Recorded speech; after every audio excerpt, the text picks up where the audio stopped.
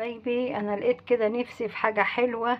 لقيت عندي هنا حبة كنافة حمرتهم في الطاسة بحتة سمنة بلدي كده، تحمرهم بواقي كنافة عندي.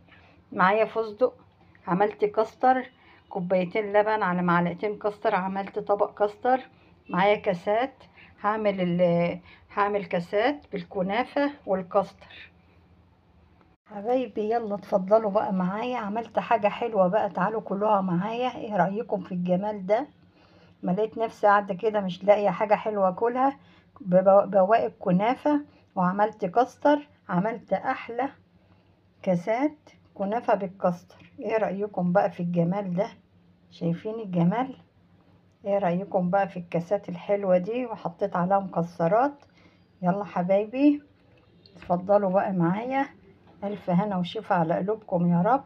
ما تنسوش بقى تعملوا اللايك الحلو والتعليق الحلو، ومستنياكم واشوفكم في فيديو جديد، والسلام عليكم ورحمة الله وبركاته.